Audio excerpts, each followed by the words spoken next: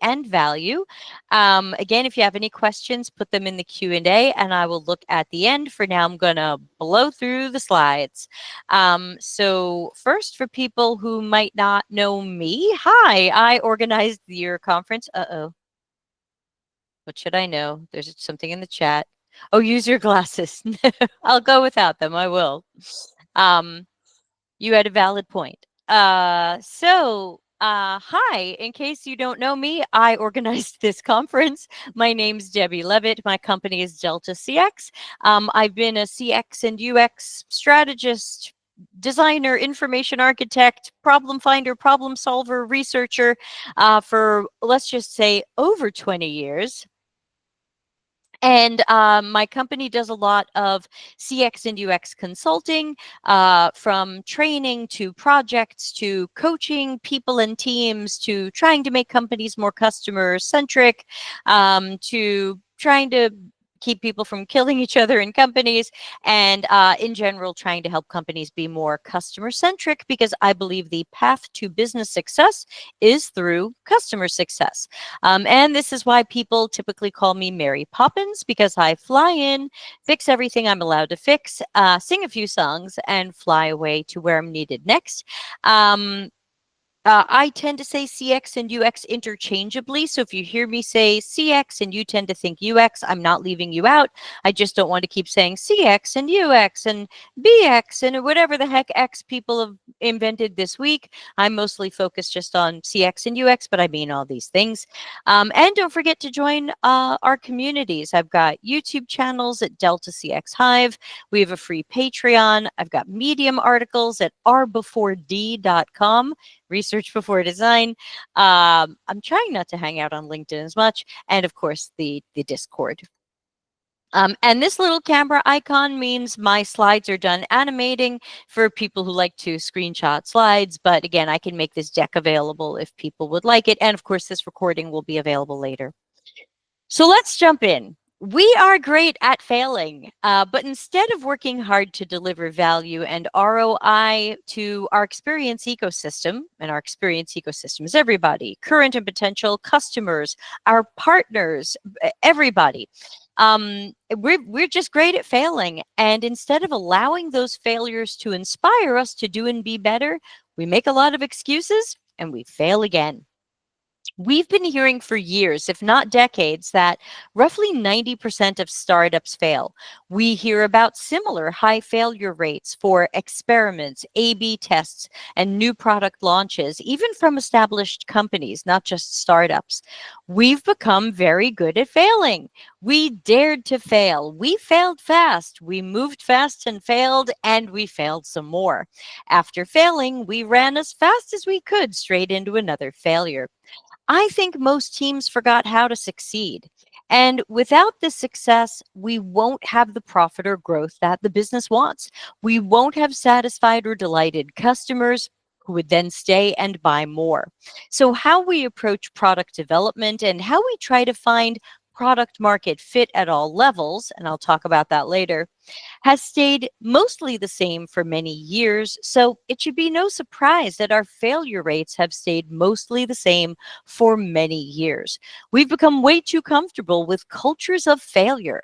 We now have just about 90% of everything failing: marketing campaigns, A/B tests, features, and the whole startup themselves. And sometimes the fix we release for the last failure also fails. So instead of pushing ourselves to succeed more, we seem to just get better at excusing the failures, which is strange because nobody wins when we are excusing or ignoring failures. Shreyas is one of the most popular product managers on the internet, from what I can tell. Here he's asking, if talk to customers is the biggest secret to product success, then why aren't more products successful? Why are so many founders unsuccessful? What explains product managers who've been talking to customers 5 times a week for years without ever making products that win? He asks this as if it's anybody's guess, or this is just something we can never really know. Why, oh, why are we failing so much when we supposedly know that the secret to success is talking to customers? Does he not know the answer?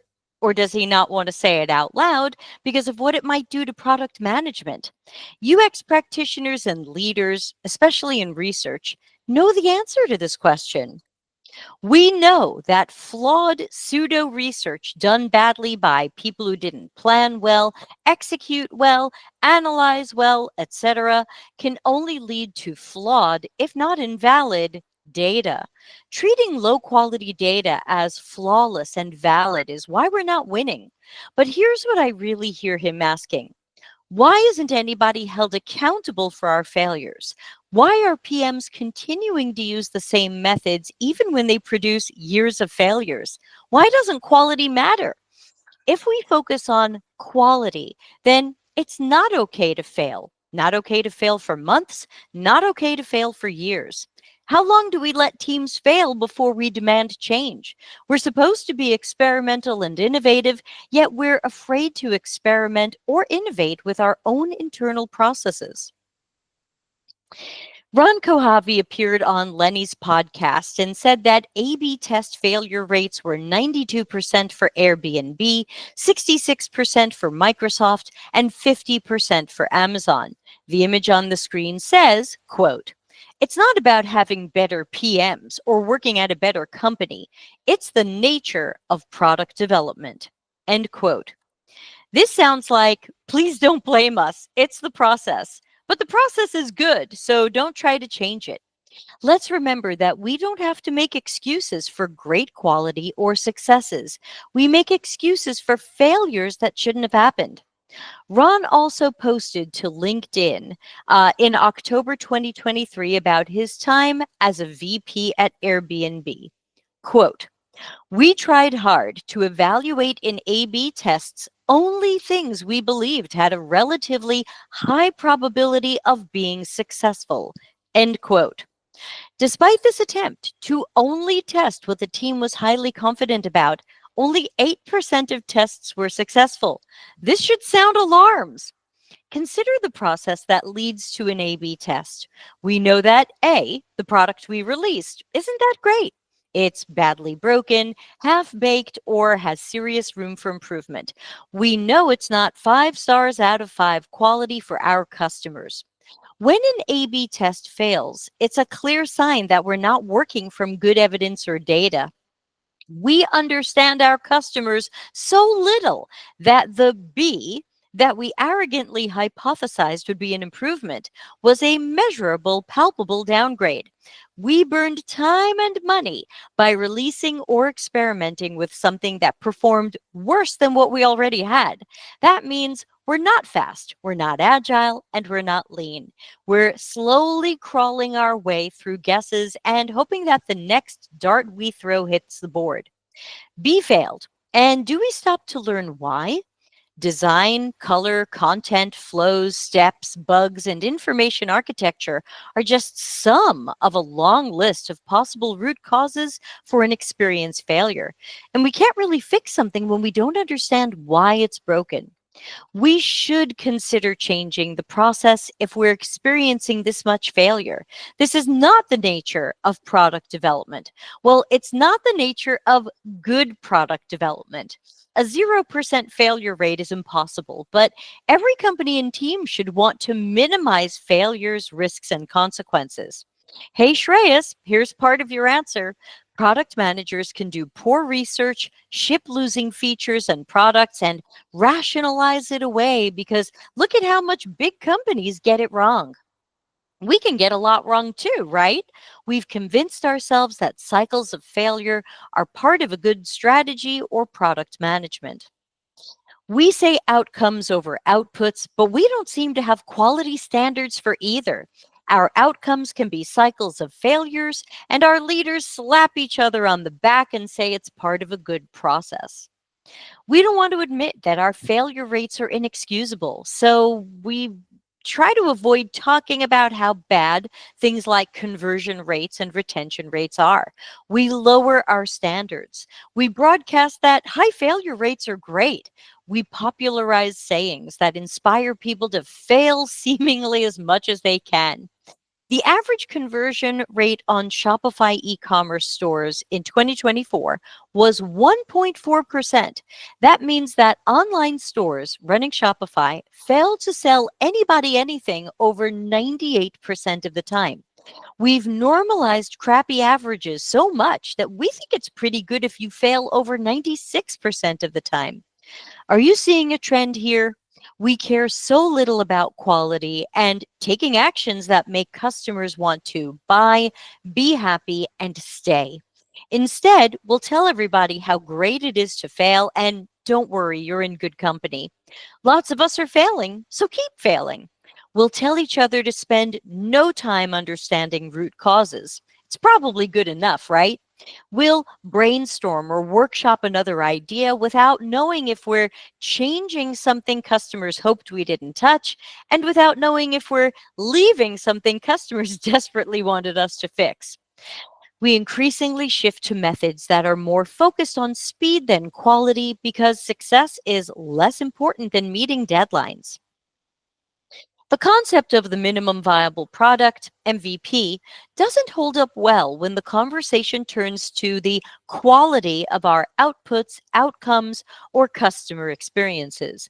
We pretend that we can validate whether people need a car we haven't built by delivering a skateboard users didn't need and don't want. I have no idea if you'll love the pizza if I only give you a spoon of tomato sauce. Even if you like the tomato sauce, and if a pizza isn't right for your needs or I make a crappy pizza, I can waste time, money, and materials on delivering you the wrong product. What made us think that users need a car? We're guessing that they need a red two-door convertible, and we plan to build the entire car and possibly a bunch of unwanted vehicles to find out if our guesses are good. If we guess wrong, we'll call that great product strategy and pretend we're really learning from failures, all while not really understanding why we failed. If we are starting with sad user faces, we're getting this wrong. If users need a car, neither a single wheel nor a skateboard will be a match to their needs. Neither a single wheel nor a skateboard will tell you if the planned car is the right solution to users' pain points and needs. Users don't want minimally viable anything. They want their needs understood and their expectations met or exceeded. I see I have an animation mistake on this slide. Hold on. Let me just write this down quickly so I remember to fix it for next time, because there will be a next time. So pretend number 3 isn't there. You might call it hypothesis-driven development or a culture of experimentation. Maybe it's product first or product-led. It might be the lean startup or continuous discovery habits approach. It comes under many names and it's credited to many different people, but often takes the same form. Start with an idea. That's the beginning. This is our hypothesis. We believe our idea is good, and we will learn if we're right and if it's good by creating and testing an experiment. So this image is from Cohen's hypothesis-driven development, and it shows the following process. Step 1, idea. Step 2, hypothesis, which are essentially probably the same thing in most cases. Step 3, experimental design. Step 4, experimentation. Step 5, inference. Step 6, B, A and B, pivot or persevere. Pivoting would send you back to cycle around again. Someone please tell him he didn't invent anything. He took the scientific method and cut off the most important stuff so that he can be product first instead of being knowledge first. The scientific method is often shown as having 5 core steps or phases. 1, research and observe. 2, form a question or problem statement based on your research. 3, create a hypothesis, an idea or potential solution for this question or problem. 4, design and run an experiment that would show you where your hypothesis worked well or worked poorly. And 5, draw conclusions, report results, and decide what to do next. New variations of the scientific method remove at least half of the science. We start at step 3 of the scientific method, thinking that will speed things up. We imagine we don't really need to research or observe first. When people tell me their teams are so into experimentation and it's so good for learning, I ask them for examples of what they've learned. Well, we learned that people didn't like some of the changes we tried. Okay, that's good, but do you know why that variation or design didn't work? Did you determine the root causes so that you know what to keep and what to change? Silence. Then this isn't a scientific method, and it's certainly not the scientific method. It's almost as if we've become allergic to good knowledge about anything. Models tell us that if an experiment fails, keep iterating and experimenting. But there's an unspoken high risk assumption here. Your idea was close, so try a variation of it.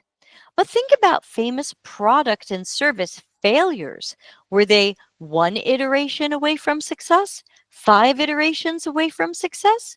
If they had only iterated for just a few more sprints, would they have been successes? When we think about companies that had to pivot or go out of business, many were not just a few experiment cycles away from the right solution. They were far from the right solution. The other risky assumption is my opinion is right / I really know our users. We shouldn't, we know we've run into this risk when we're fighting over what we should or shouldn't do. Everybody has a different opinion. Everybody thinks different things will work or not work for users. Fighting over opinions is a sign that we lack evidence, data, and knowledge. If we all had the same knowledge about users and their contexts and needs, and we aligned around those, we'd have way less fighting.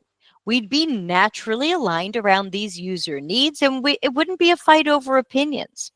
This is where I recommend learning and running my knowledge quadrant exercise. No time to teach that today, but you can find it as episode 196 on the Delta CX Hive YouTube channel.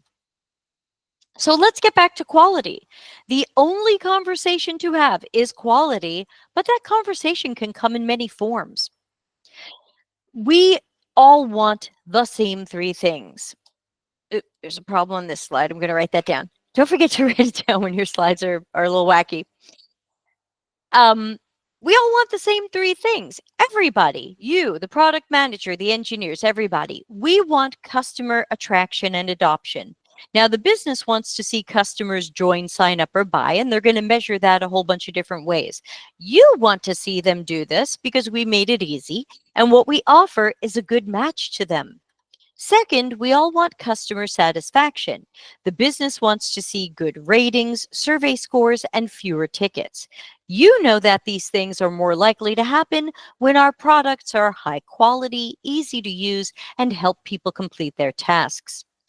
And third, we all want customer loyalty and retention.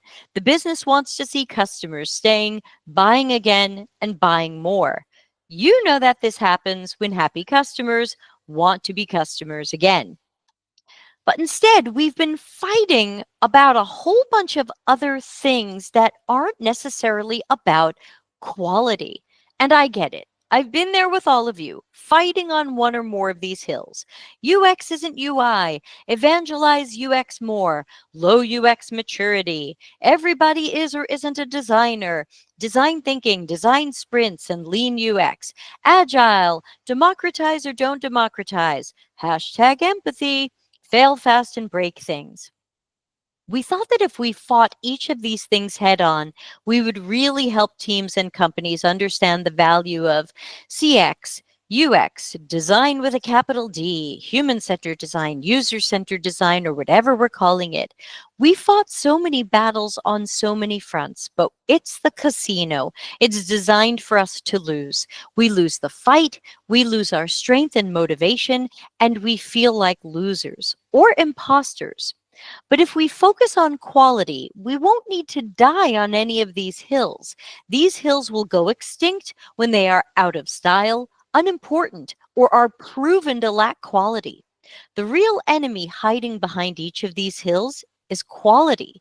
Therefore, we need to keep conversations about quality.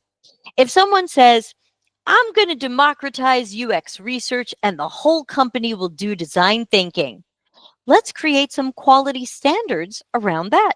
How will we measure outputs and outcomes? How will we know when these methods are working well?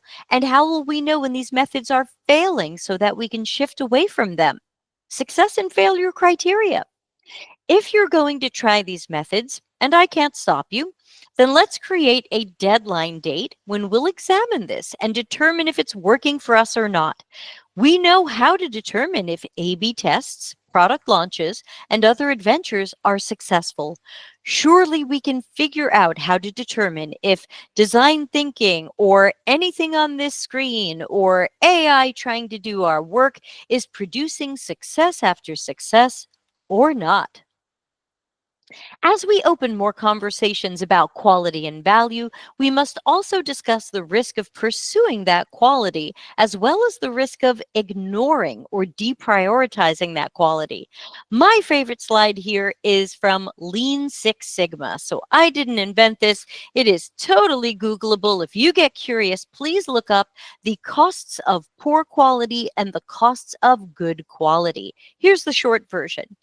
Companies sweep the costs of poor quality under the rug while avoiding the costs of good quality. The costs of poor quality include delays, rework, morale, customer trust, usually losing it, lawsuits, and trying to fix broken things later. What does customer support cost us? What do angry or unhappy customers cost us? Nearly everything can be estimated or calculated. We know what failures cost. We're just hoping nobody asks us what that number is. Document parts of projects that can create any of these wastes or costs. Add them to the risk register or risk documentation. Bring them up in retro because Agile is supposed to be about constantly reflecting on how things went and then actively making improvements. On the other side of this, Lean Six Sigma talks about the costs of good quality. What will it cost our company to actually be good? And Lean Six Sigma puts these in two categories: prevention and appraisal. That probably made sense as soon as I said it, but let me describe it a little bit. And of course, these will cost our company time and money. So they are costs of good quality, but they should be seen as investments that more than pay for themselves. We will achieve our goals and save ourselves from risk, waste, and failures. These costs include strategizing and planning, establishing and enforcing standards, assessing our workers both during the hiring process and during projects, and constant quality checks to make sure we're meeting or exceeding our standards. That's more than just QA for code. It includes the quality of our evidence, data, knowledge, strategies, priorities, decisions, processes, solutions, designs, and more. Everything on this screen is the ROI and the value of doing a better job earlier. Better customer outcomes drive better business outcomes. The conversion, satisfaction, retention, and growth that every company wants. It's simple math. The total cost for our company to create something that would be seen as high quality and valuable by our target audiences are all of these costs combined. There's no subtraction here. Investments in prevention and appraisal are part of what we spend on high quality. Investments in avoiding failures and poor outcomes are part of what we spend on quality. Investments in fixing later what we know now is broken are part of what we spend on quality. Better quality for customers should lead to the success and metrics the business wants. A smarter and more strategic company knows that spending more money up front to create more quality earlier means that we spend less time, money, and resources later on trying to fix what's broken. These don't make great memes or sound bites, but move a little more slowly and break less. Fail fast, but understand why so you fail less often.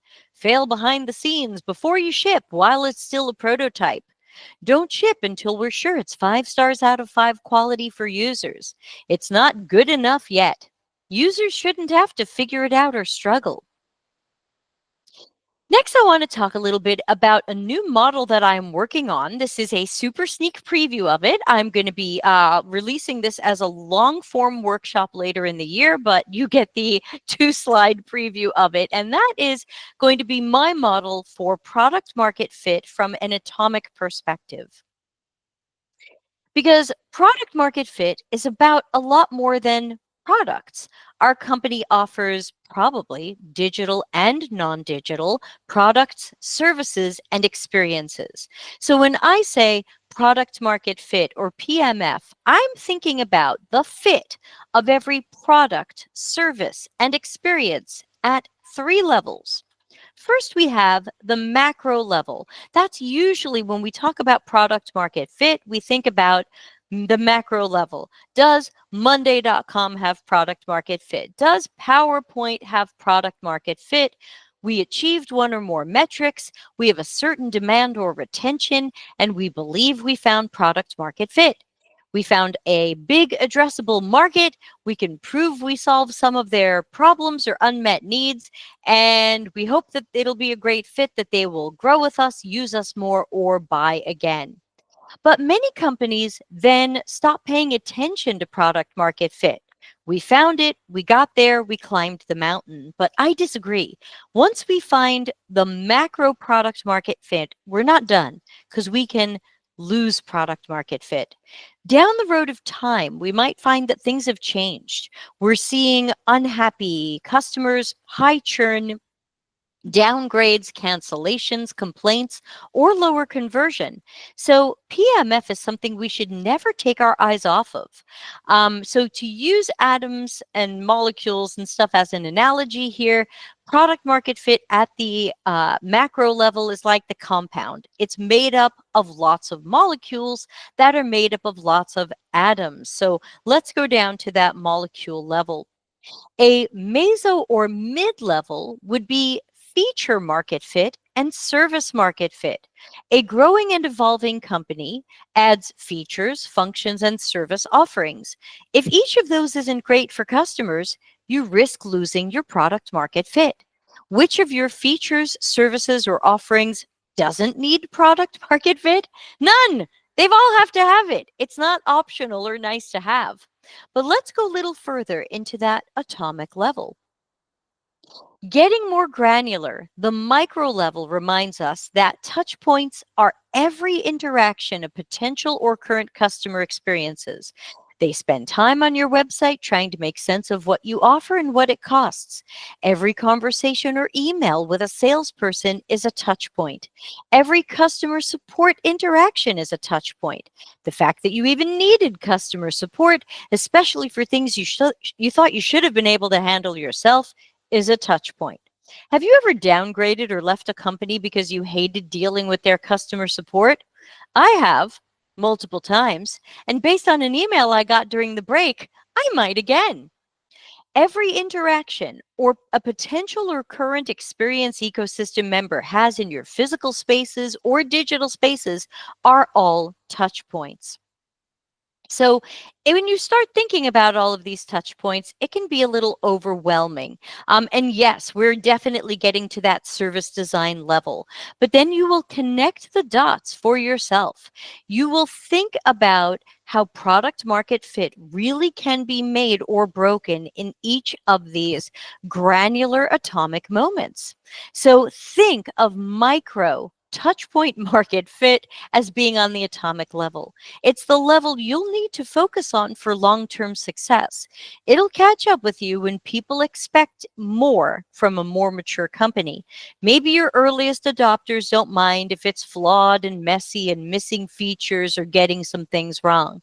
But as you attract potential customers with higher standards, you won't be able to ignore product market fit at all of these levels. So again, we think we need to focus only on macro product market fit. Can we find the idea or solution that people want and will pay for? But the success of that idea or solution is really made up of molecules and the features and services that people want and will pay for. And those features and services are made up of atoms, the touch points and interactions. These are the small and large moments that leave us with impressions of the product and the brand. And it means we need to deliver quality and meet or exceed customers' expectations at every level. Let's not forget that we are not the only people measuring ROI. This is for the workshop. I'm turning this into an exercise. For now, it's just a slide because I'm going to run out of time.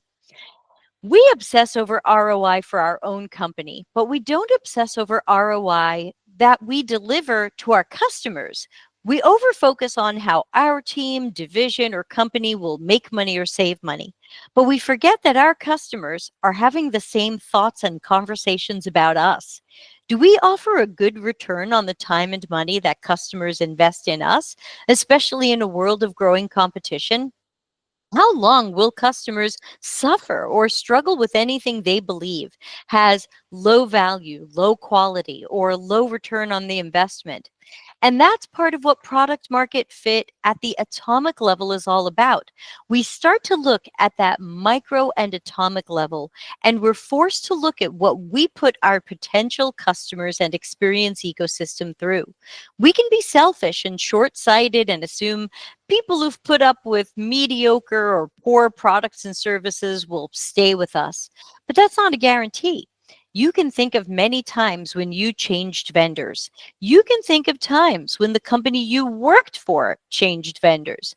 The path to our ROI is through delivering ROI to customers. So let's talk about what's on the screen. Customers judge the value we offer based on what we charge and their expectations. They care about how long it takes to experience that value. They care about our product, services, and experiences being high quality. They hope we reduce their friction or errors. They hope we improve their accuracy, efficiency, or productivity. They hope that by working with us, they'll reduce their own risk. They expect us to be better than competitors. They might wonder about their opportunity costs and whether their time or money is better spent elsewhere. They check if we've kept our promises and if we've met or exceeded their expectations. And especially where there might be additional costs such as maintenance, upgrades, or training, they're considering the total cost of ownership. Challenge your team and company to estimate or calculate the ROI you offer. Challenge your team and company to consider how we deliver value and meet all of these criteria. Feel free to do a workshop or exercise around it. These are important conversations to have.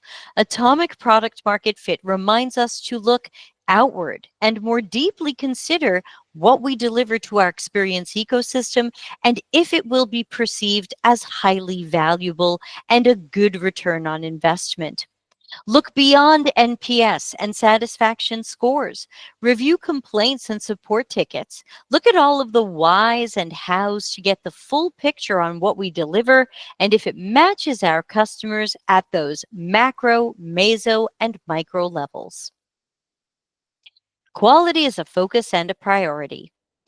People trying to convince each other to ignore or glorify failures like to say, perfect is the enemy of good. This is often used as an excuse to skip research, avoid being evidence-based, or choose speed over quality. But it turns out that the true enemy of good is, we aren't that good. We're not being blocked or slowed down by the pursuit of perfection. We're slowed down by the cycles of guesses, failures, and all of the hypotheses and ideas that ended up being far from great. None of us request or demand perfection. Even our customers know we're not perfect, but they request and hope for quality. Are we delivering quality? Are we good in the eyes of our customers? We've tried lots of methods that focus on fast. How about we focus on the methods that produce the most success for our customers and in turn, our business? We tend to approach discovering product, service, and experience opportunities by prioritizing speed. But we see a lot of failure thanks to these books and methods, but we didn't want to challenge the books or methods. So we use our catchy phrases. Some of you have seen this slide before. Just ship it without knowing if it's the right solution for our customers. We'll fix it later. How often do we fix it later? When is later? What will we delay and what will it cost? And why are we releasing something we know is broken now and needs to be fixed later? That can't possibly match our quality standards. Users will have to figure it out. Or they could flood you with support tickets, or they might cancel or leave or give up. Fail fast. There is nothing cool about failing fast or slowly when customers have to deal with that failure. If you're not embarrassed, you shipped too late. Does this mean our goal is to be embarrassed by our product? I think we'd all prefer to feel proud that our product is a great match to customers' needs and tasks. Lean is the least we can do to get us to the next step. Lean disagrees. Look it up. This is a bastardization of lean that seemed to come from the Lean Startup book. But if you ever study Toyota's original approach to lean or Lean Six Sigma, you will see that lean is primarily about identifying and cutting waste. Fake lean is wasteful and can take us down wrong paths with all of these guesses. So let's cut fake lean for not being lean. Move fast and break things. Well, only if you fix those things before the public has to deal with them. And it's good enough. For who? The engineering team, stakeholders, or for our paying or trial customers? We've been experimenting with speed over quality methods for years now, and we should have enough clues from our ROI, project costs, customer support tickets, social posts, stock price, and other hints that our failure and of course our failure rates that this doesn't work. We should stop praying to the false gods of speed and give your customers broken things, and stop using these things as excuses for low effort or failures. It's just waste. It's not agile. It's not lean. Quality code for a bad feature nobody wants is the wrong way to go. Putting band-aids on this stuff is the wrong way to go. We can have conversations or run exercises to help our teammates and leadership think about all the times that they disliked or hated a company at the macro, meso, or micro level. We can get them thinking about the poor quality, bad service, evil customer support, and shady tactics. They can easily remember the times they complained, downgraded, or canceled because product, services, features, and touch points couldn't meet their expectations and standards. Get your teammates and leadership thinking about the unholy hell they experience with various products and services. They don't want minimally viable anything. They don't want broken things a company may or may not fix later. They don't want what someone just shipped to meet a deadline. They don't want services and systems that can't be used by people with disabilities, diagnoses, conditions, and other accessibility needs. And they certainly don't want unethical crap and deceptive design. Despite how much we are aware of hating when companies do this to us, we show up to our jobs and make decisions that unleash this holy hell on others. Let's not pretend that we have hashtag empathy. We have such low standards that we don't mind delivering to other people what we hate when companies do it to us. We might meet a deadline. We might make a number go up. But what about our company values? What about the promises we make to customers and workers? Are we keeping these promises? Do we really have hashtag empathy when we knowingly release garbage? That doesn't match my definition of empathy or any of my other values. We might have to have tough conversations where we ask how a decision, feature, or touch point fulfills or works against our company values. Too often we ask ourselves, can something be done? Like, can we ship a product without any UX work and maybe without a product manager? Can we skip research? Can anybody do specialized UX work? Sure, it can be done. Anything can be done. We can have AI do everything and have no workers. Someone can prompt an AI and do a lot of things without specialists or even humans. But should we? We rarely ask the right question, which is, we can do this, but is this a good idea? Is this likely to create the business outcome that our company wants and needs to succeed and grow? Are we creating ROI for our customers? Are we increasing the costs of poor quality for our company? The next time you hear a question that sounds like, can we do this? Shift the conversation to, should we do this? Nearly everything on this planet can be done, but should we do it? What risks are there? Are we comfortable with those risks? Is it possible or likely that we'll spend a lot of time and money on something that'll fail, like Tom's story? With experiment and new product launch failures still hovering around 90%, we seem to be very good at what we can do, but not very good at what we should do. Oop, animation wackiness. Write that down. Will we be product led, engineering led, or sales led? Will we be values led, as in led by company values? I say we should be value led. How much quality and value we can frequently create for potential and current customers. Some people say, well, wouldn't that be product led? Being product led is supposed to be about attracting and retaining customers through high value product services and experiences. But unfortunately, some product-led companies decide features based on guesses, assumptions, or things they want to push people to do. That might be product-led, but it wouldn't qualify as value-led. We can say we are a sales-led organization, but ultimately we are selling products and services, which must be an excellent fit at the macro, meso, and micro levels, all of those touch points. Sales will struggle turning trial customers into paid, turning leads into conversions, and retaining and growing existing customers when we fail to meet target audience's standards. All roads lead back to quality as perceived and judged by customers. So, wrapping up, many of you, and that includes me, have spent years in conflicts that were not really the center of our problem. Our job titles and the fake UX flavor of the month, they've sucked. But they could have been problems that were solved faster if we had addressed them at their core, and the core is quality. If fake UX or diluted, democratized UX delivered amazing quality and outcomes with very few failures, it's hard for me to tell your company to stop using that method.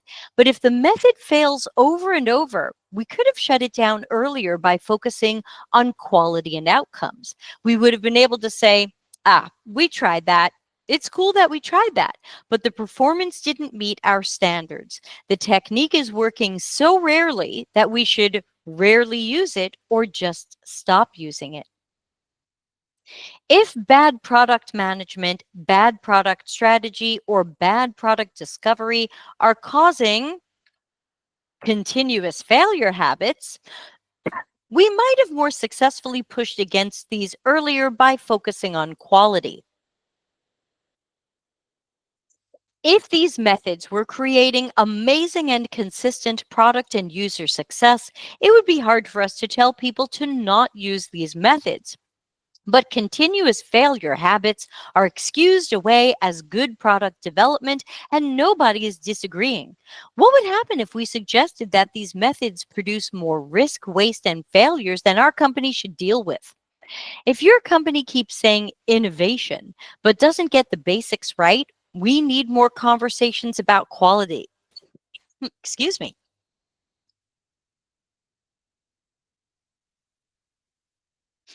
If your company focuses on innovation and experimentation, but keeps doing the same old wrong things over and over, I'm going to invent a new word.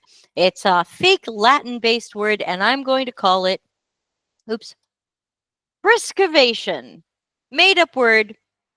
Hashtag, feel free to use it. It is the opposite of innovation. Prisca meaning early, former, and ancient. We keep doing the same old things in the same old broken ways. We don't innovate, we priscovate. And I like priscovation because it has a hint of all of the Romance language speakers in the room today, cavare, to make something hollowed out, the root of the word excavation. And sometimes it all seems so hollow and like we're digging ourselves into a deeper hole. Priscavation. Our world is full of high failure rates, failed experiments, low feature utilization, and teams pretending to be surprised about crappy outcomes they pretend they didn't see coming. Keep the conversation about quality and success, and perhaps you can inspire leaders to shift away from the methods creating poor quality and low success. If we want to be experimental, then we experiment with our own processes. If we care about efficiency, then we try processes that help us make fewer bad decisions while making more great decisions earlier. We put the important first half, all of that generative research, back into the scientific method. And scene. Thank you. If people are interested, my two most recent books are called Customers Know You Suck, which is about being more customer centric, and Life After Tech, which is about what will we do if we don't have jobs anymore, which I'll be covering on Thursday. So you can learn more about that at the Delta CX website. Now I'm going to flip back and see what questions everybody has. Let's see. Love Priscavation. In one of my old jobs, we use the German equivalent, which is similar to never touch a running system, which is we've always done it that way. Yes, we've always done it that way is definite Priscavation. Okay, I'm going to take a look at the Q&A. We've got Jess. Hello, Jess. I assume that most of us know the struggle where during product development, we cut corners on way too many micro PMF touch points, often involuntarily due to deadline pressure. How do you suggest prioritizing small steps and make a case to stop cutting these corners? Super question. So first, sometimes what can help, and again, sometimes there are companies where we can't fix this. People just love failing so much. They love continuous failure habits, and we can't talk them out of it. Like even Tom was talking earlier about how even with all of Tom's knowledge and experience and techniques, he gets companies that still want to run straight into a brick wall. So first of all, if you can't convince them of this, it's not necessarily you. Tom struggles with it. I struggle with it. Please don't think it's you. So in general, I'm trying to have these conversations with companies about these touch points. And the way that I try to approach it is more with product management, product strategy, and business language. Because very often when we say, don't you care about the user? Well, that sounds a little bit aggressive. Or if we say, don't you want this to be delightful? That sounds bizarrely emotional. But if we can start pointing to failure points and success points, say, hey, sure, I can go faster, but we run the risk that this isn't really a good match to our users. And when will we find that out? And if someone says, I don't care, just ship it, then you say, okay, I'm going to document the risk. A lot of teams no longer use risk documentation for the obvious reason, which is nobody wants to keep track of risk because nobody wants to be held accountable later.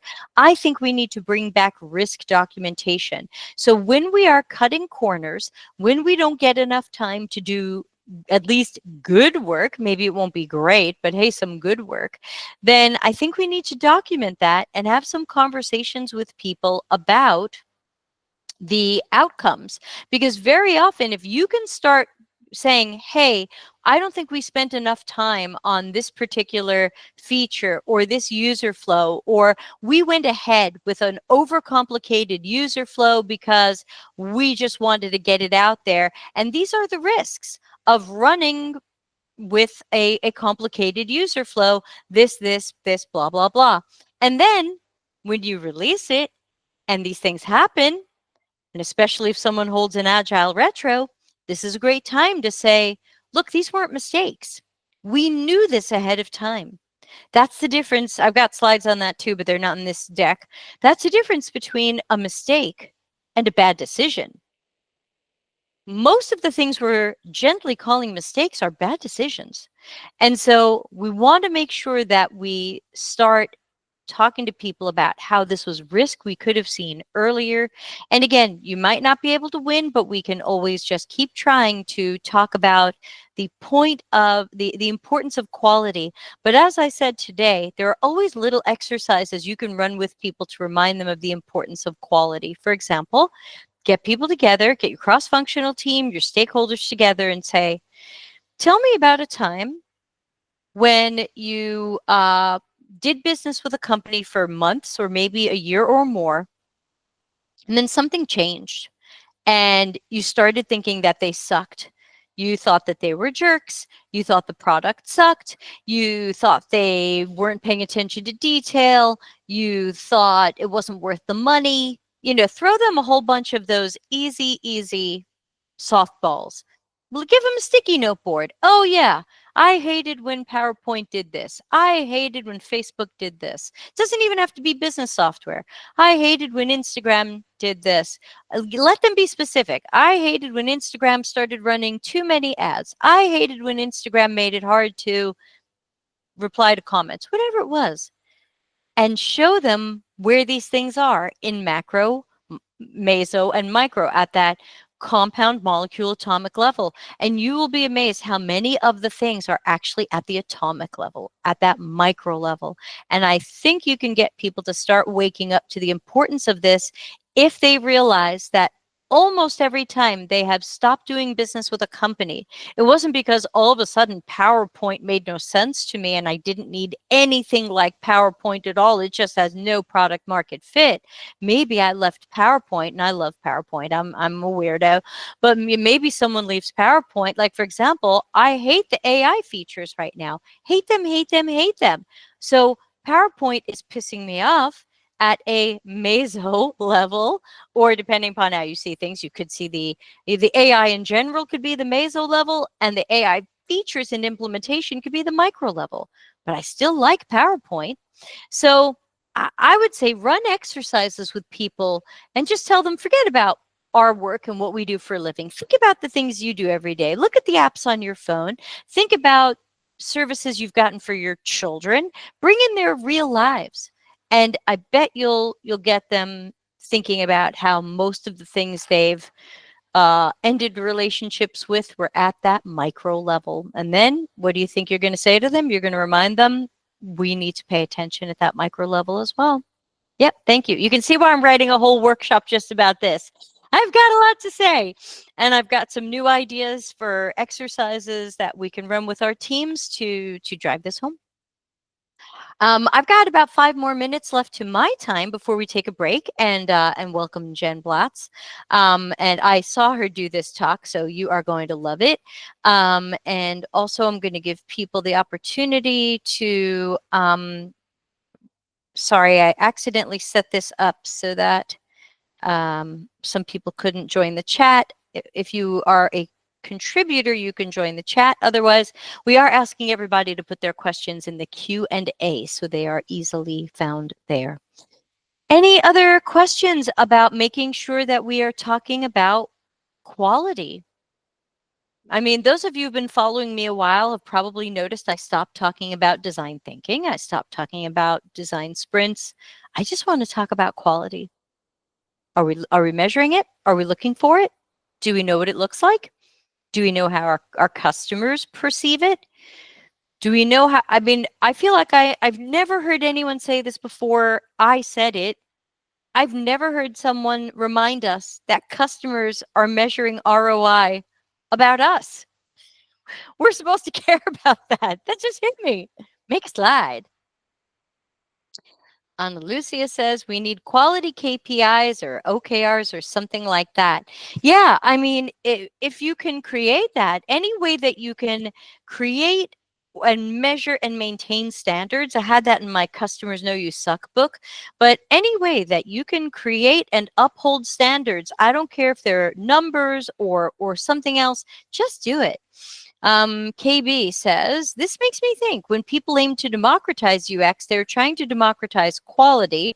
Okay, I'm going to disagree. Something typically handled by quality professionals. This was likely another case of UX folks wearing too many hats. Perhaps it's a quality team who should be giving the what is quality and the value of design talks. In my experience, that's exactly what quality did in every company I've worked for. Like you said, quality folks know about Lean Six Sigma. Yeah, I mean, to me, everybody knows I have an entire deck on the evils of democratization. You can always find it in episode, was it 115 or 116 back on the Delta CX YouTube channel. That one's got chapters. You can jump right into my angry rant on democratization. I think they were trying to just take our jobs from us. So I don't think they were trying to democratize quality, because if they wanted to truly democratize quality, then high quality would be available to everybody. The definition of democracy. And yet, I can only say and yet we feel like we have so much less quality out there in the world.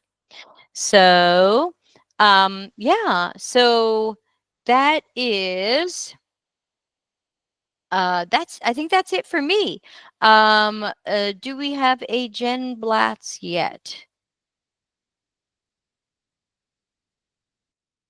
I see JB on a horse, but I don't know if that's Jen Blatz.